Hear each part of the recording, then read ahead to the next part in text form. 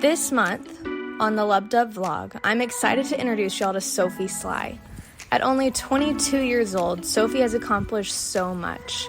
From being a pediatric nurse, to promoting heart health at local schools, to being a member of the AHA National Tobacco In-Game Youth Advisory Board. Listen along as we share stories about our grandfathers and how she is advocating her state. And now, meet Sophe.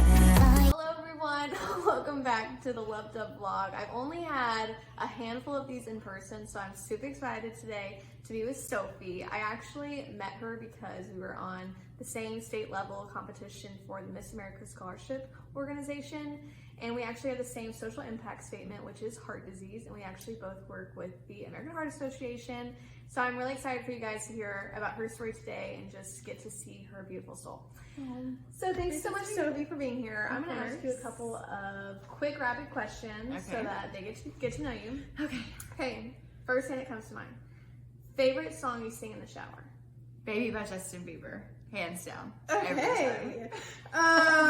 One movie for the rest of your life, what would it be? Titanic.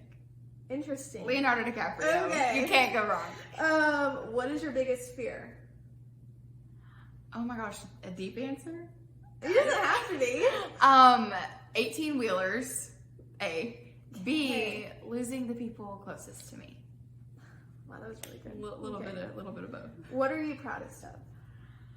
Being a pediatric nurse and the lives that I'm able to impact on a daily basis. Okay, so I want to transition into what we're going to talk about for you guys. Tell me a little bit about how you handle being a nurse on a daily basis and how you advocate for heart health by doing that. So specifically on my floor that I work on, I work at Arkansas Children's, and I'm on what's called 4C, which is just the general medical floor. We see patients from birth to 21 years old, a lot of different diagnoses, but we have a couple different specialties that we do. We do diabetes, kidney, transplants, all sorts of different things, and also respiratory illnesses. So we see a lot of new onset asthma diagnoses, and one way that I'm able to actually advocate for my social impact statement of Live Smart for a Healthy Heart is educating parents on how secondhand smoke and tobacco usage directly affects their children and the onset of asthma. So, do you receive good feedback from that? Like, do parents usually listen? Not always, but we do our best to give them the resources that they need to go home and make those changes so that it doesn't only positively affect their lives, but their children's lives as well. Wow, okay. I do want to know your story, why you got started with heart disease in general, anything with the American Heart Association. Right.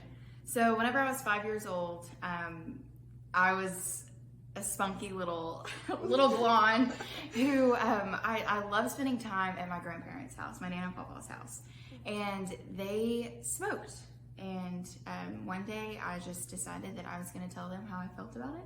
I did not like the way I smelled. It hurt my throat, all these different things. And you go to school and Red Ribbon Week, like no drugs and all these things, and they're telling you how it affects your body, and then you see pictures of these black lungs, and it's like, oh my gosh, as a 5-year-old, you're scarred for life, right?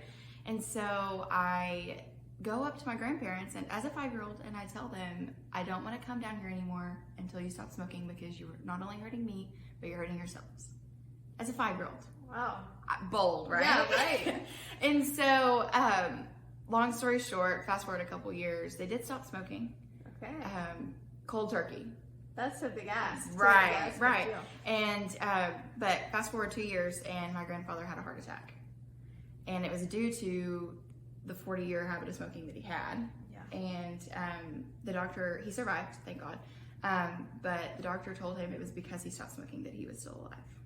Wow. And so they credit 5-year-old Sophe. And Red Ribbon Week, right there. And Ribbon Week. They credit that to him still being here. And so that has just been something that's stuck with me ever since I was little. And I've tried to stay as involved with the American Heart Association as possible. So. That makes me tear up. Okay.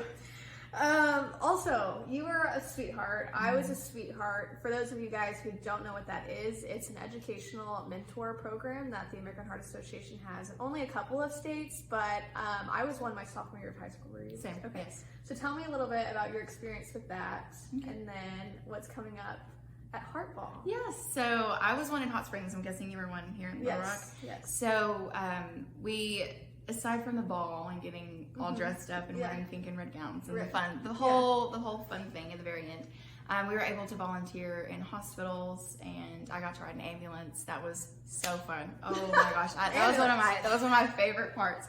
And we just got to see hands-on what it was like in the medical field, and just how important heart health is to our communities in the surrounding areas. We're also able to go into schools. Did you go into a school? We did. Yeah, and just educate the children of the community about heart health as well. So that was a super, super fun thing to experience. But then it's coming full circle because I get to speak at the Hot Springs Heart Ball in April, and then she gets to speak at the Central Arkansas Heart Ball. Really full circle. Way to go, us. Yeah. So that's very exciting. I'm really excited to go back and see just how much impact not only we left behind, but they're continuing to do. Yeah. So you saw right here Sophie's story. I've shared my story with you guys about my grandfather as well. We have so many things in common with the Sweetheart program too, but I just want to make sure that you guys know that there are so many ways that you guys can be an advocate for the American Heart Association and continue to volunteer and put your efforts out there, because people do really need our help, and there are so many stories to share, just like Sophie's today. So thank you guys for tuning in, and thank you, Sophie, for being here. Of course, thank you for having me. Yeah.